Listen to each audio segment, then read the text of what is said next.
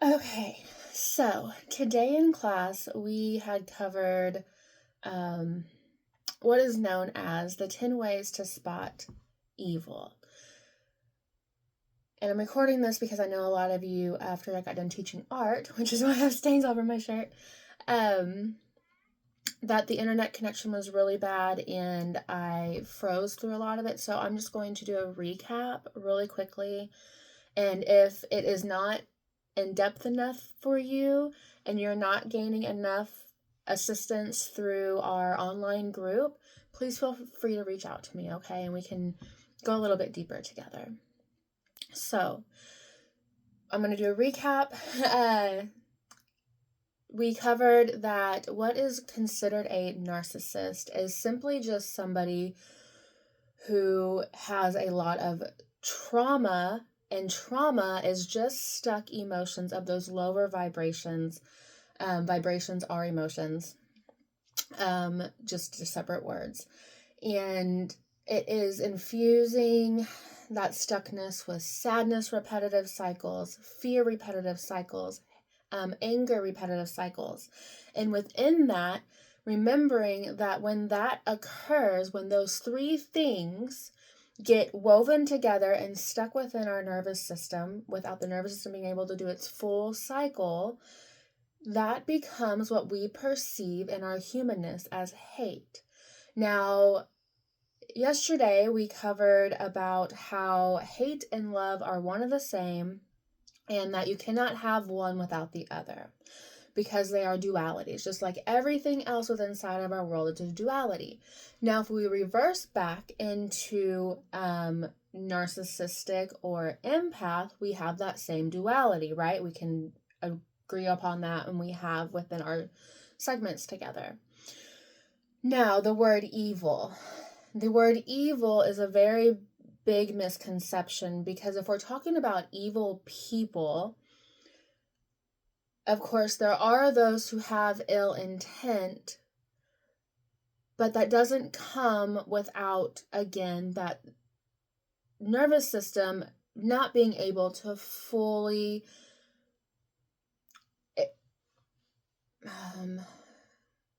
integrate what is actually being felt and occurring. Okay, so when we might consider somebody evil, what we really need to be doing is looking back and pulling ourselves up and not trying to give them the benefit of the doubt for what maybe they have done, but simply thinking about, if this person, I'm always out of ink. Too much writing. If this person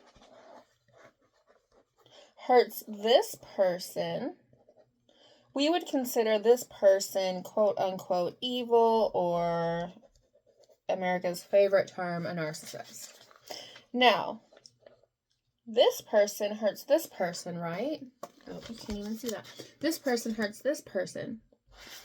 Now, this person is also carrying this person's woundings. So this person hurt this person because this person is feeling a lot of sadness, anger, and fear trapped in that hate state. And hate state is a disconnectedness.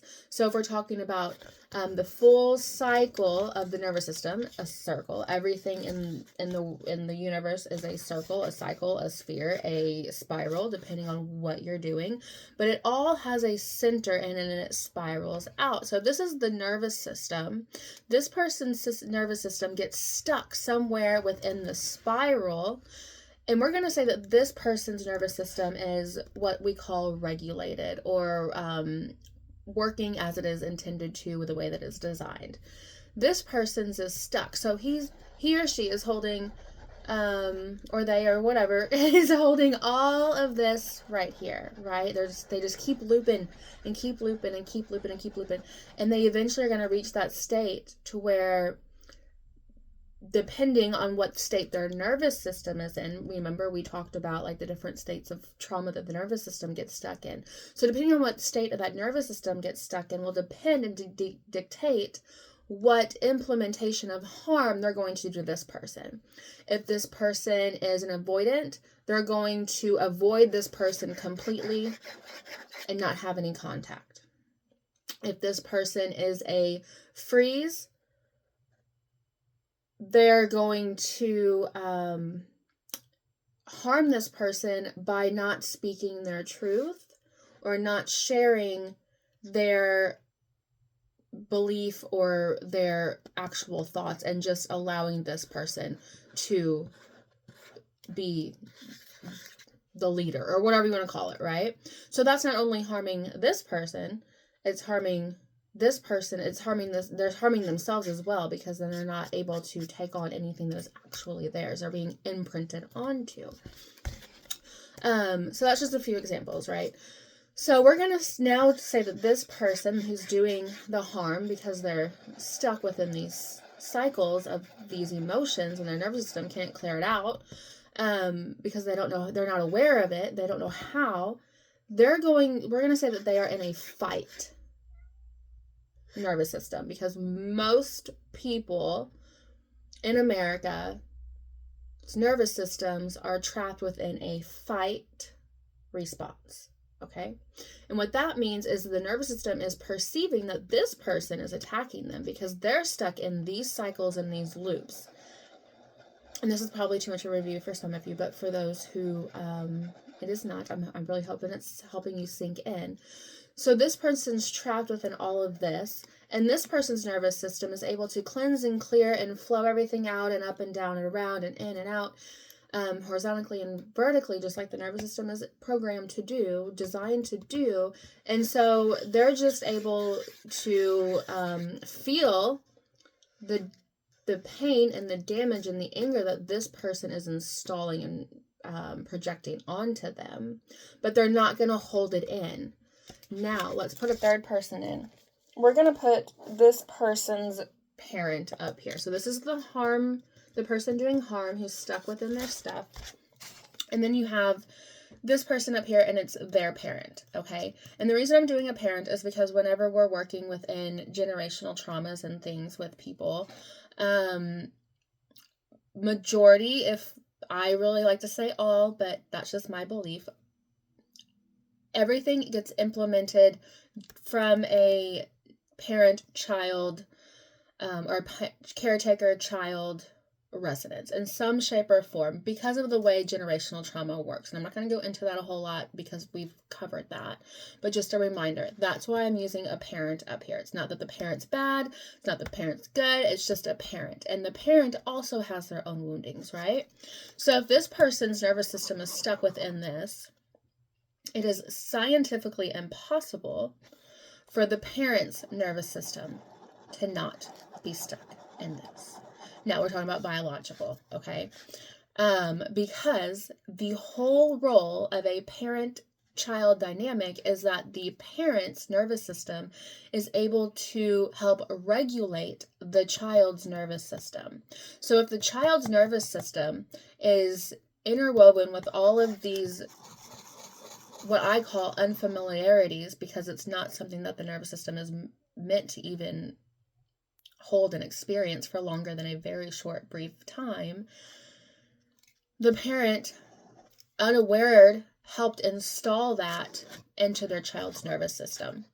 And the way that it can even happen when they're in the fetus, and the way that the nervous system is a very, very simple concept structure of our physical manner and beyond. But it's very, very, very, very gentle. So it does not take much to disrupt the nervous system, especially when you are not aware of how things work. So turn and turn, when we're not aware of our emotions, we're not aware of how our nervous system works, we're not aware of the tools that we can utilize, we get stuck within a stuck nervous system, a traumatized nervous system, regardless if somebody went through what we consider very traumatizing things such as SA or getting held up at gunpoint or something, or losing a child.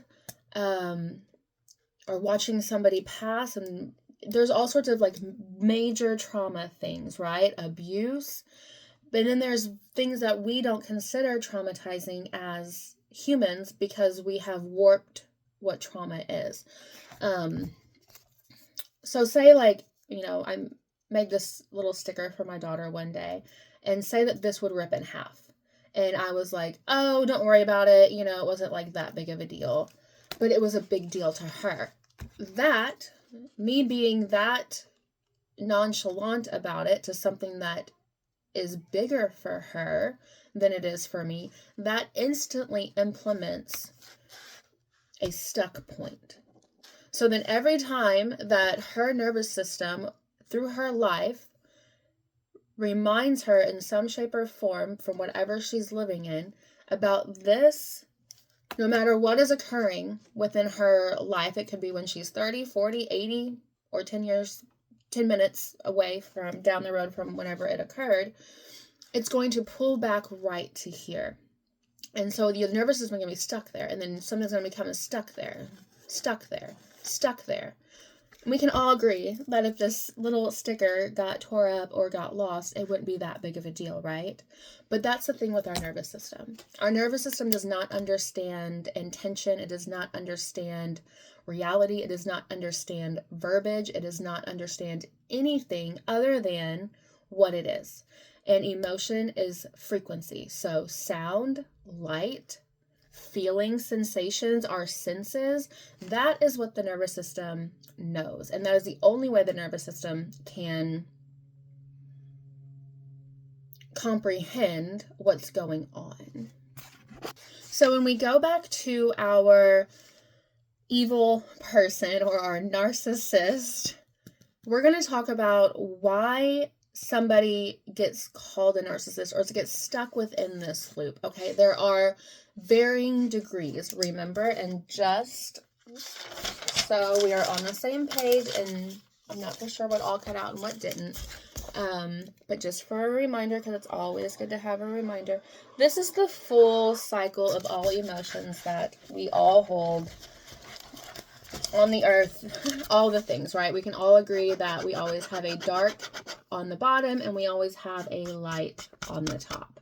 And then we have all these verifying degrees in everything. Now, in the center of this, we're going to place us, because it's us in our world. We're going to talk about our emotions really quick, okay? So we have us here in the center. Now, this is where we strive to be and want to be. We want to be completely in the center of our sphere in our heart. So I didn't get that directly on there. So let's put us directly in the center. Now, when we are directly in the center, gosh, I need to stop writing so much. So when we are directly in the center, our nervous system is able to be what's called regulated. So if you remember, we took these down here. We have anger, sadness, and fear. So all of these have verifying degrees, and they all have different emotions within them, but those are the anchor emotions. All right, and then they have those verifying points behind there. But if you remember when we watched the diagram of how the nervous system works, so the nervous system pulls all of the stuff up in a regulated nervous system, pulls it up into the heart, and it brings down, if it's all regulated and connected, it brings down your truth, your awareness, and your overall, like your higher power, whatever you believe in, your higher power, your higher self, whatever it is, the intelligence of that will come down. And these two things, remember, meet in the heart. And then the heart does this, what we call a beautiful dance. And that energy, the emotions that you have felt, and you have felt it in your heart, and you've made acknowledge of what all of this stuff is down here, it will shoot out of your hands, your armpits, through your ribs, out the front, and it might even go all the way up and all the way back down and around. It just depends on what is occurring, but that is what the nervous system does. It moves your emotions frequencies up and out and down and then back up and around. And whenever that's not doing that, that's when things get stuck. So say that this regulated nervous system, something happens and it causes a trauma over here on the masculine side very, very, very significantly. So now they're no longer in the center. They're over here and they're living very, very much unbalanced, right? Because then it starts to tip and they're masculine. Well, then once it starts to tip, then you're going to go deeper into these lower emotions because you're not going to have your feminine side giving you that nourishment and an equal balance to help you understand what's going on. It's going to be very difficult for somebody stuck over here in a very masculine, unbalanced energy, stuck within sadness, fear, and anger, or one of the three, to be able to escape that sensation in order to allow themselves to feel it, because it's a very scary thing to experience when you do not understand really what is occurring. And so this person over here will start tuning into what we perceive as a narcissist. Okay? So I'm going to leave that there, and then I'm going to go into what the actual lesson was for today. So once we figure that out, there are what are called 10 identifying ways to spot a evil person, and I don't like that because that's, I don't even like the term narcissist. I like the term unaware. Now, if I use that terminology as I'm going through this, I might flip on and off with it. I'm trying to stop using those terms, but it's just easier to connect with people when I use those terms because it's what our society knows. So the first step of understanding this is that we're not what is actually happening. We are of what it feels like. Okay? And so depending on what it feels like to us will be the perception that we have of what is occurring. All right. That's why the emotional awareness and coming into a regulated nervous system is so, so powerful. Because the behavior is the surface and the nervous system is what is the root. So the behavior of somebody doing something, again, somebody harming somebody, even if they're not intending to harm somebody, if they are not in an awareness of their nervous system, and if their nervous system is not rooted in how it's supposed to work, they're coming from a space of fear, sadness, or anger inside of themselves, and it is doing what is called projecting onto the other person. So let's get back into that. And the first one is scapegoating or blaming others. And if we sit and we just pause for a moment, I'm sure we can come up with numerous names and examples of what that looks like. They consistently place fault onto others instead of themselves. But what is underneath of that, and the underneath part is what is so powerful and what we really need to be understanding as humans, as far as what I believe. So if somebody is scapegoating or blaming somebody else, and it is something that they are actually causing and doing, and they are just projecting on to somebody else, that is what is called a flight response, and it is caused from shame. They aren't able to understand that what they're doing is actually harming other people, or maybe even just harming themselves, and that causes that deep shame. Now, if somebody has a shame wound from when they were in fetus or childhood, those wounds go very, very, very deep. A shame wound is, again, a wounding caused from all three of those, sadness, anger, and fear, forming into a very, very much of, I am not worthy and I am not good enough to deserve better. Now, we all know that that is not true. but it is what gets implemented even in the very slightest ways within our nervous system. Again, remembering that the nervous system doesn't understand language, okay? And let me backtrack really quick, because through our meditation today, I went through this a little bit more, and we practiced understanding one another without language. So if we look at people who live very far away from human life, and all they know is what their native tribe has experienced for eons, those are the people who I have always longed to go and sit with, because I have always resonated more so without using language at all, and just resonating with how things are without speaking. But what we learn about that is whenever we see those people in those tribes, it is very rare that you do not see them working in a community. To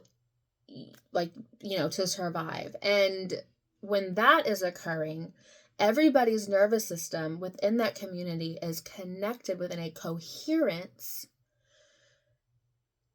And so they might not use language, right?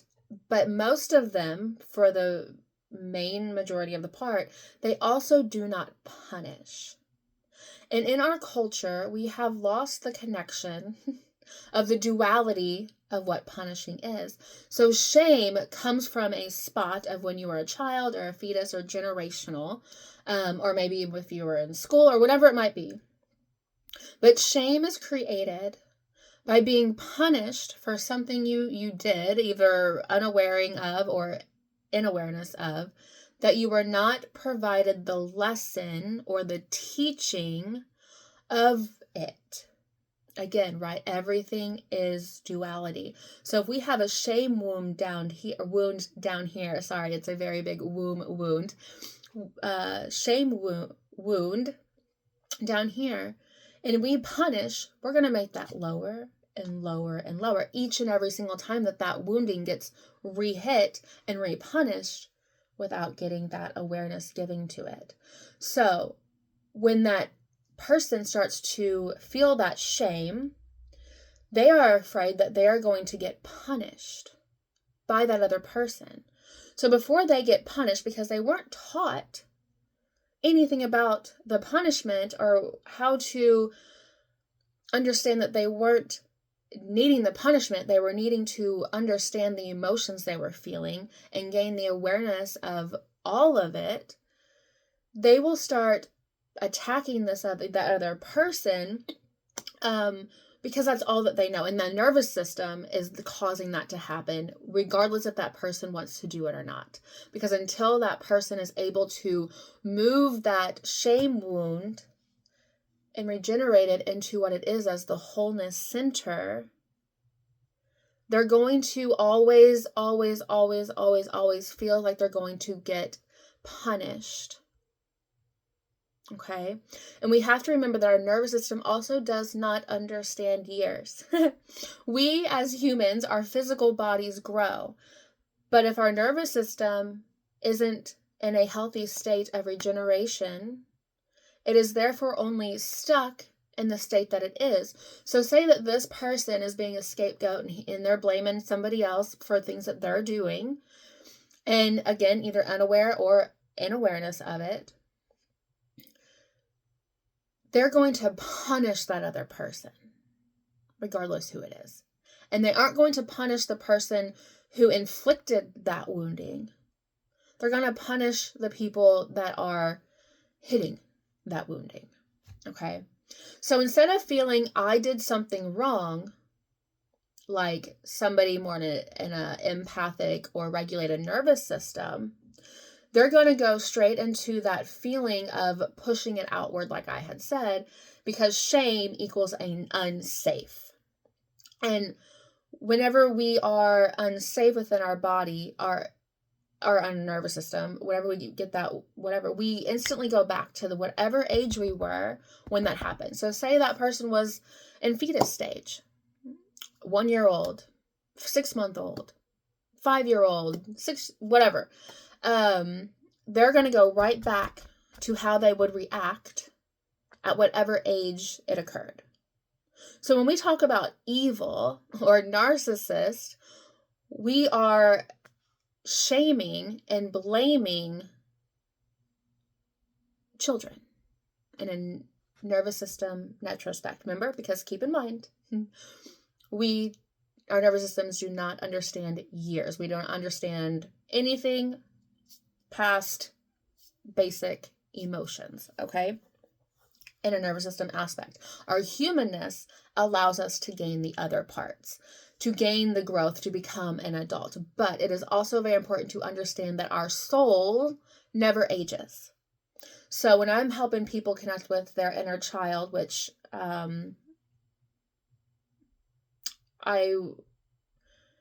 think all of that went through because that's the first thing we did before the internet started to mess it up. But we did that meditation where we met our inner child and we held our inner child and all that stuff. That is a beautiful thing for somebody to do when they're hitting those blocks. Even especially on either side, right? We've been talking about the narcissist here, but there's always that duality. There's always the empathic within that person, not only outside of that person. Okay. So, number 2, the refusal to self-examine. So if somebody is living in a state of blaming others and using a scapegoat because they are in a flight response of shame from the fear that they're going to get punished, they're not going to be able to sit there and self-examine themselves to understanding on why their actions were that way, why their behaviors were that way. And this goes right into that freeze and flight combined response. The nervous system will shut down if they begin to try to self-examine because they're in an unsafe world. They're in an unsafe space and their nervous system will not let them experience that self-examination because that they're living in that shame state. Then the flight will kick in when any time anything brings that wounding's awareness to light or pings it, whatever terminology you want to take. And then the awareness of overwhelm sets in. And that is when the nervous system says, nope, we are not safe here. We're not doing it. And that's when that retaliation of pushing it on somebody else and projecting comes to play. So if you have those 2 things as your basics, it's very simple to understand that a narcissist is simply just somebody stuck. An evil person is just somebody stuck in a dysregulated nervous system. Let's go further. Step number 3, the false self and the image protection.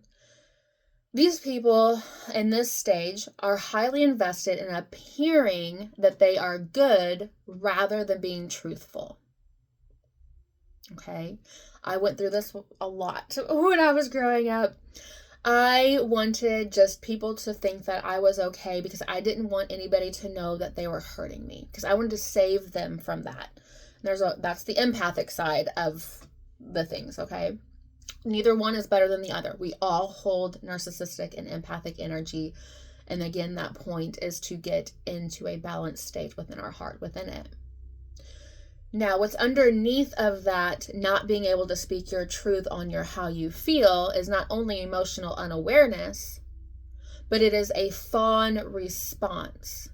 It is learned that their safety will come from a certain way, from not being authentic. And I know that we've had a lot of discussions in this group in class over how hard it is to become in that authentic self. So regardless if you might resonate with 1 or 2, I know majority of you, just from speaking with you, that this one is one that is very aware within your field that a lot of you are currently working on. And I honor you for that, as you know. Like, that's a very, very scary thing to enhance and embrace, is your authenticity. But that is why it's that fawn response of our nervous system.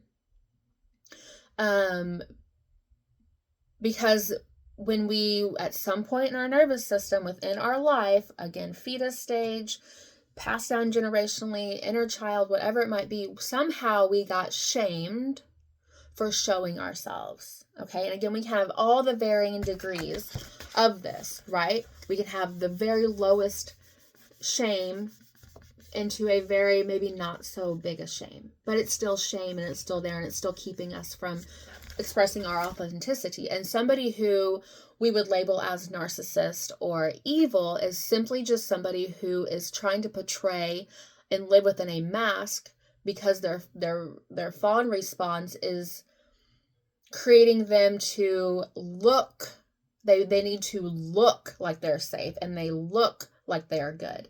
And if you look at nature, we can see the patterns within nature and animals of how animals behave in those same states. Okay. Now, distortion and lying or gaslighting. This we all have heard about. If you have social media, you see it all the time. And I see so much falsified information out there when it comes to this. Now, when we talk about lying, lying is simply the distortion of the truth. Now, this is important. This is where accountability really, really, really steps in and will shift in one way or the other, either in betterment growth or a downward spiral, okay? Neither one are better than the other, but of course, we don't want to go down further in a spiral or stay in those stuck, not feel good emotions, right? We want to spiral up and experience more of a joyful love than a joyful hate, or a hateful love. So what happens is this creates the inability for the nervous system to allow the human to see and perceive the truth of what they're doing. Okay. Now, if we have, again, we go back to the parent dynamic. Say that this parent is an avoidant and their child continuously lies or defies or gaslights, but they never are held accountable for it because the parent's just like, oh yeah, you know, whatever, like, I love you, like, here. And then this person, because they're stuck with all of the other things, they're not aware of the damage that they're actually causing the parent. And so then they go into friendships and relationships and into parents. We're thinking that lying, defying, and gaslighting is completely okay. Now, we all know, I am sure, stories and versions of that. I myself have lived through a lot of it. But what is beneath that behavior? Because remember, people are behaviors. We do not hate people. We hate their behaviors. This is the flight response due to a lack of accountability. Now, say that this version would have been reversed. Say that the parent would say, hey, why'd you say that? That's not good to do. You don't want to be doing that. What you want to do is this. Or maybe we can talk about like why that's how you came, depending on what version, right? I'm coming from like they've talked about it a lot. But let's backtrack. Let's go like they've never said anything about it before. So this parent finally is like, oh, man, I don't like that they just keep lying to me and taking advantage of me as what they perceive it as, or gaslighting me. So this person, this parent, this friend, this girlfriend, this wife, this husband, whoever it is, has to at some point take their own accountability and draw what we covered yesterday as far as boundaries and tell this person from their heart boundary how they feel when they're doing this, holding them accountable, giving them examples so that it can become aware within them. Now, if a parent doesn't do this, and kids grow up in a state of all of these other aspects of shame and not being able to be when their authentic self and all the things we just covered, they're not going to know what's true and what's not true. And that's what caused the narcissistic evil thing. Because they're just going to think, well, as long as I'm feeling better, regardless what anybody else is experiencing, whatever I'm feeling better, like everybody else has to be feeling better. But what they're not able to see is that just because they're feeling better, because they got their way by lying and what we call deceptiveness, they're harming everybody else around them and in turn harming themselves. So that also with the flight response, they're not going to be able to understand any part of it if people just keep allowing it around them, because they don't have the coherence or the awareness that they're doing it. Because the flight response, what does the flight do? It flies away, right? So if somebody's in that flight response, their accountability pulls them right back in. Somebody's a flight response, accountability. Flight response, accountability, right? And that will begin to start being able to let them understand that the threat that activates in their body isn't an actual threat. It's a protection. And that their truth does not equal danger. But the distortion of what they had been living in within that cycle allowed them to escape. Okay?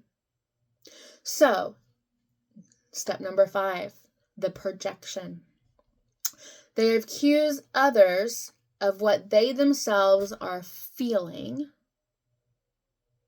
And what is mixed under that is not only the fight response, fight, not flight, and the avoidance response. So the projection, like we kind of covered earlier, and it's very, very similar, but it's mixed with the avoidant now. And that's where that projection of feeling gets not just like a physical manner, but a feeling gets projected onto somebody else. And that is when the emotion rises, and instead of being felt internally, again, so that the nervous system can complete its cycle, because it has to be felt in order to complete its cycle, become aware of, so it can release and turn into its truth. It then will get stuck in that same spot, right? So if the nervous system can only cycle to that one spot, remember, if it gets stuck over here, this that they are actually needing to feel themselves will project onto whomever is outside of them. It could be kids, animals, nature, people, whoever it is. It'll get projected onto them. And depending on what type of nervous system that person has will depend on how it reacts. And we're going to go into that in a different one, but I don't want to get too confusing. And I can't see you, so it's hard for me to make sure you're following. But I think you are, because a lot of this is a review for some of you. And I know that you guys are all in the group together. So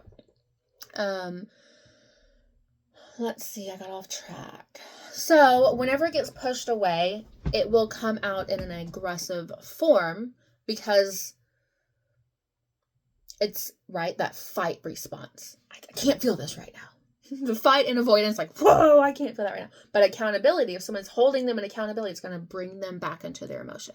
And they can try it again, and somebody can bring them back into the emotion. And they'll try it again, and somebody has to bring them back into the emotion. And every time that somebody holds them accountable, every single time, no matter how much, even just a slightly saying like, hey, you're projecting onto me. Like, I feel like that's, whatever it is, whatever the conversation is, that will more and more and more and more and more start allowing this to release and to be felt. Okay. So holding somebody accountability is so important. But in order to do that, as we learned a couple classes ago, we have to be able to hold ourselves accountable. And that means that we feel it, so that person needs to feel it versus putting it on somebody else. All right, what happens in our society is we transfer emotions a lot. And so many of us are walking around harboring other people's emotions, and it has nothing to do with us, but we're not aware of that. But our nervous systems are connected, and nervous systems go way outside of our body. And it's very rare to find somebody who is not connected to somebody else's nervous system in a very tight form. So that goes back into like societal trauma, right? Generational trauma, same things. So lack of true empathy is number 6. Now, when somebody cannot genuinely sit and care about somebody else's emotions, it is not because they don't want to. It is simply because they cannot experience their own, right? They get stuck. So if they can't experience their own, there is no way that they're able to do the whole shoe stepping in terminology, right? Like they can't step into somebody else's shoes when they are unable to step into their own and feel it themselves. So this is what is called a freeze or shutdown of the nervous system. They become so disconnected from their own emotions that they cannot access or perceive or care about somebody else's experience due to their behavior. Again, their nervous system is cut off. It's protecting them.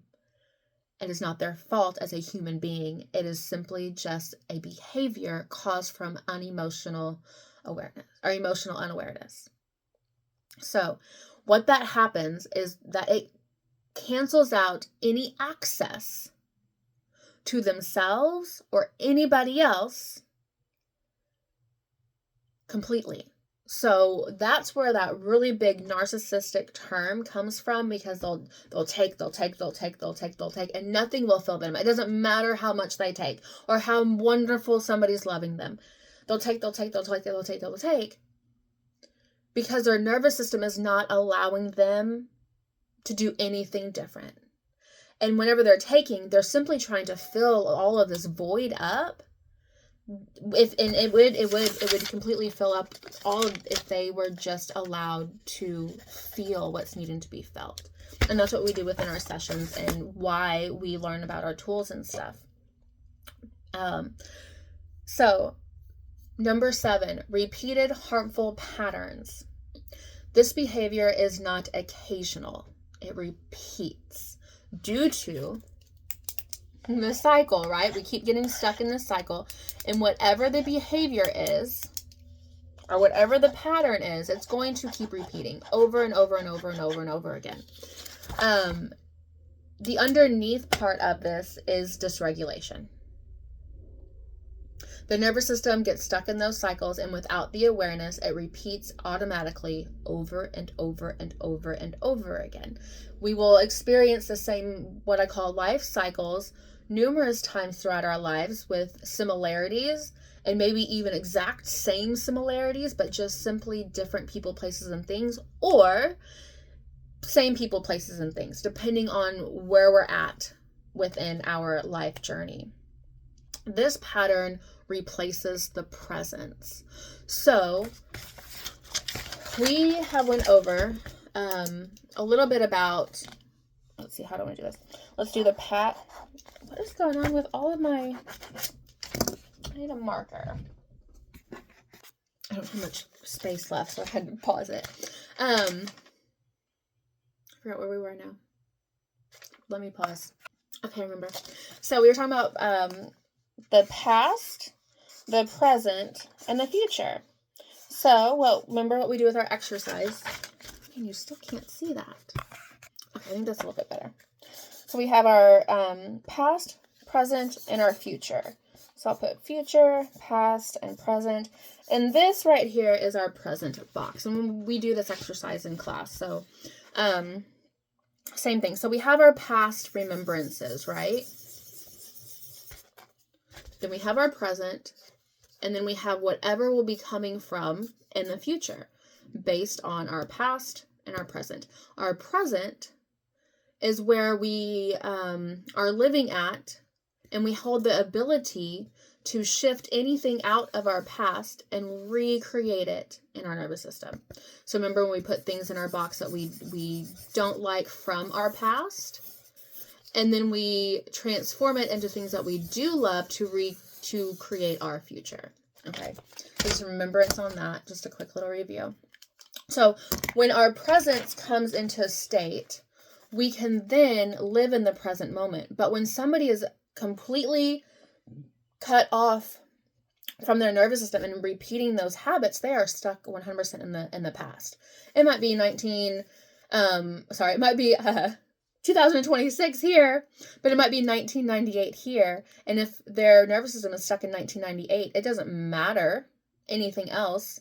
They're living within the 1998 timeline when those woundings get triggered or felt or whatever. All right.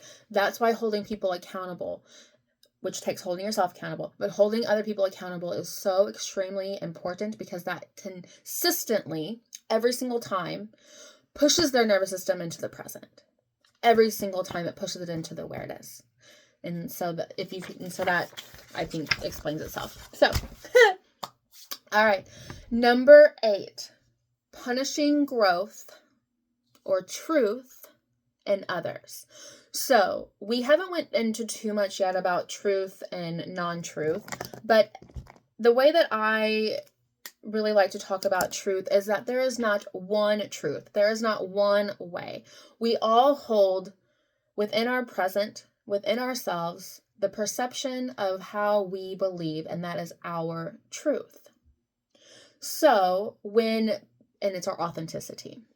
So when somebody stuck in these past patterns starts to quote unquote grow or heal or rejuvenate themselves, step into the remembrance, or start to set boundaries with this other person stuck in these old patterns are going to be reacting very negatively, again, depending on where they're at within all of it. If they're down here, they're going to be like attacking the other person. If they're up here, they're just going to be like, oh man, like I really don't like what this person's doing, and they'll project onto them, like depending on the varying degree, right?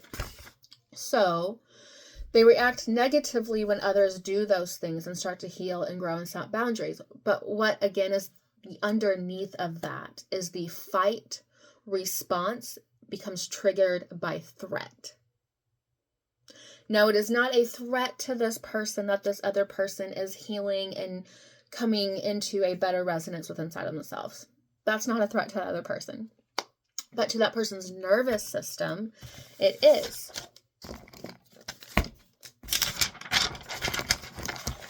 Because again, our nervous systems are connected.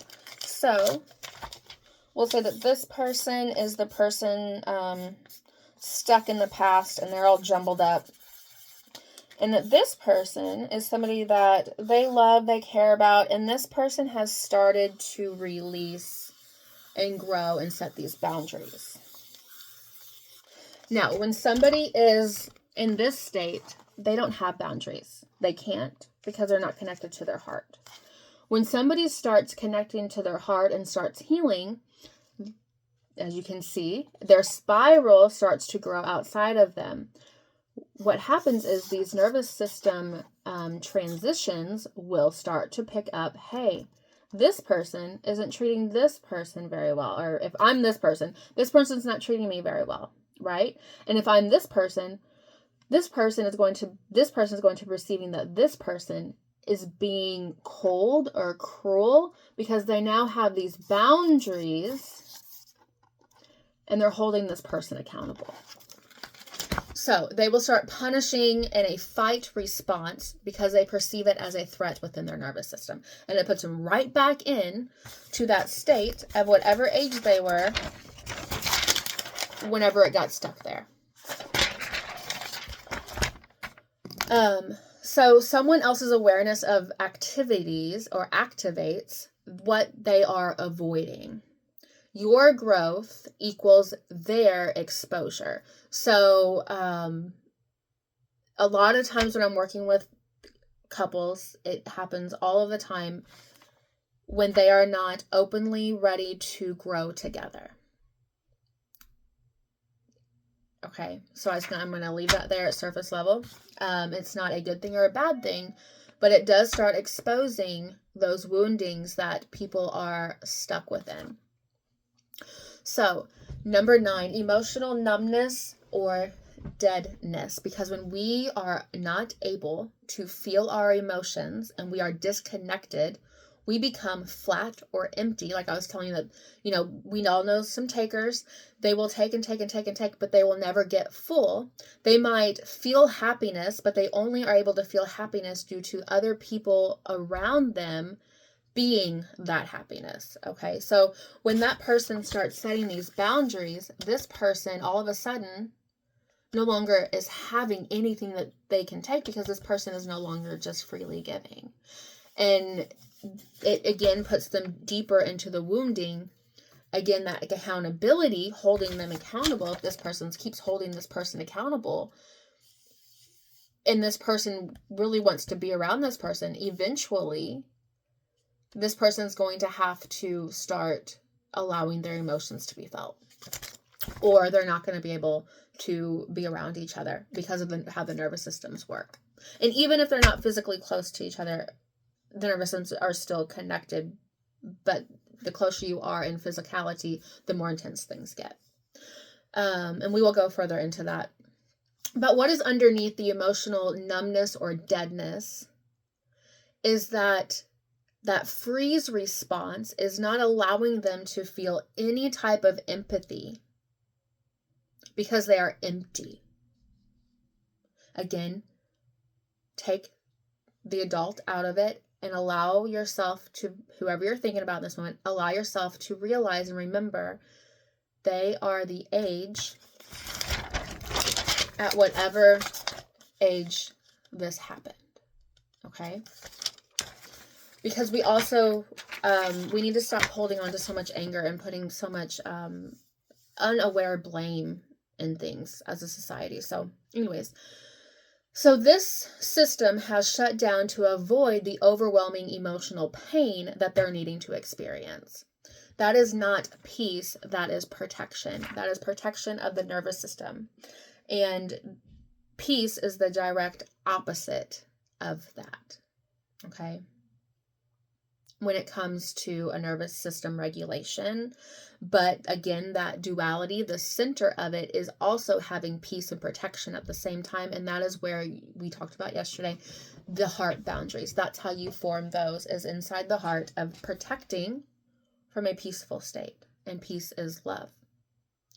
So, number 10, the refusal of responsibility. People in these states of dysregulation will not be able to take accountability, even when the harm is extremely clear. And what is underneath of that explains why. It is a fight state of shame and a flight state of shame and a fight state of defend my identity. If I admit this, I am not safe in myself anymore. And if we go all the way back up, the first one was scapegoating, blaming, because it's unsafe and shame.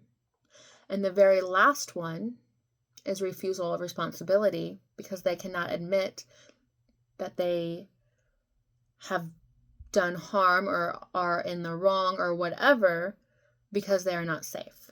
So that is how the nervous system gets stuck within those things. It begins and ends in the same spot, shame. Or if we're talking about other abandonment or whatever woundings, this one's we're talking about shame. That's how that occurs. That's why understanding the way the nervous system works and all the tools that we learn through our sessions and things like that, that's why that's so important. That's why this is also so important, to understand that we don't have evil people and we don't have narcissists running around. We have unhealed people due to the unawareness of emotional trauma done in their nervous system due to generational and societal implementation. And without having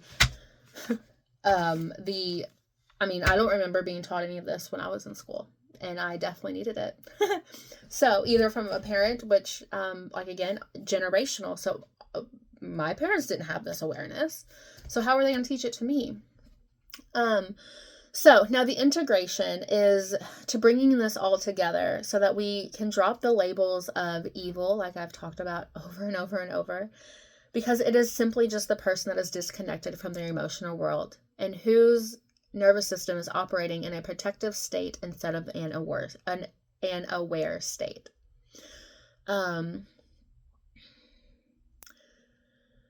Understanding the nervous system does not excuse the harm. And I know we talked about that, but I do want to alliterate that. We don't make excuses for people. Okay. Making excuses for people is living in an avoidant, fawn state.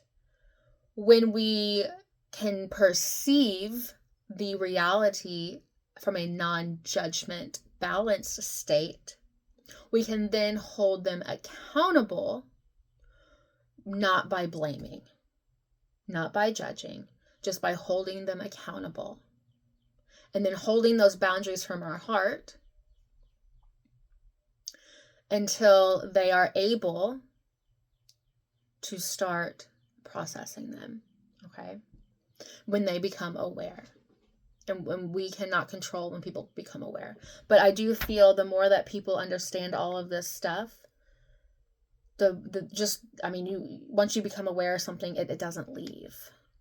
So I truly believe like this stuff that I go over, and I personally feel from my own life experience and watching other people who have implemented it, it's extremely powerful. Now, we must remember with that people are responsible for their actions regardless what those actions are. Even though we can now be aware of those actions and those decisions and those behaviors were created due to all of those underlying factors. But again, that does not mean that we completely just ignore. And this goes into the forgiveness lesson that we will cover later on, and what forgiveness actually really is, and how society makes a big old mess about it, and causes a lot more harm than good in the way that it's perceived. But it all goes back to the nervous system. So when we hold those people accountable, we're holding ourselves accountable as well within our boundaries, right? That creates the beginning of being able to start any type of ability to feel the emotion that is needing to be felt. Because unfelt emotions do not disappear, right? Like if you've been in my class for a little while now, like every single class we talk about that. Emotions do not disappear. They come out through behavior until the nervous system is able to fully create its cycle of taking the wounding and allowing it to feel and express and spiral all the way back into the heart. And that's where we do our transformation work when we're doing our sessions and classes and stuff of learning how to implement our tools. So, real quickly, let's close our eyes. I'm going to count to 3. I want you to take a huge exhale. Not a breath in, but a huge exhale. 1, 2, 3, exhale. Hold it. 1, 2, 3, breathe in. Hold it. Exhale. Inhale. Hold it. Exhale. Hold it. Inhale. Hold it. And shake it out. Close your eyes, placing one hand on your heart and one hand on your belly. I do suggest doing the right hand over the belly because that is the masculine side connecting to the solar, which is more of a, well, I'll cover that later. And then the feminine left hand over the heart, because we want to give the nourishment to the heart so it's safe to feel what might be coming up, right? That's why we do that. We do switch them, as you know, but we do want to start out with giving our heart the nourishment from our feminine side in the left. So go ahead and close your eyes. Breathe into your hand. Breathe in like through your hand on your heart, into your heart. Feeling it go down into your belly, feeling it in your other hand, and begin to just move your hand in a circle, whatever feels good to you, okay? And breathe in some more, and then exhale. Go ahead and close your eyes if you aren't already. Notice what you are feeling right now. Is there anything uncomfortable? Do you feel like you're wanting to fight from it? Or fight it, run from it, shut it down? Or mask and just tell them like, yes, everything is great.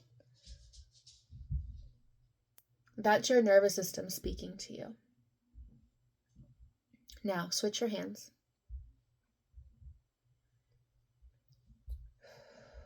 Breathing into both of your hands this time at the same time.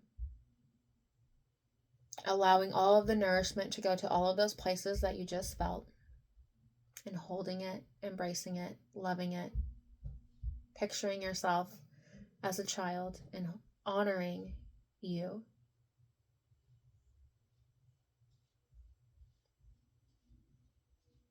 And breathing in that harm is so different from healing. And that harm is not an emotion. It is whether I am willing to feel it. And I have allowed myself to feel it. And I honor it. And I provide it. And then fill in whatever comes to you, okay? Take a big deep breath in. And exhale. All right. That is all that I have for today's class. I know that we did the discussion for those who stayed on. So I didn't record today. So like I said, if you need to go further within this and you're not gaining the answers in the group, and I will pop in, as I do every now and again, and you can write a post, you can tag me in it so I get the notifications. If you're wanting like my personal advice, however you want to do it, or at my email. So I'm going to let you guys go. Have a beautiful day, and I will see you next week.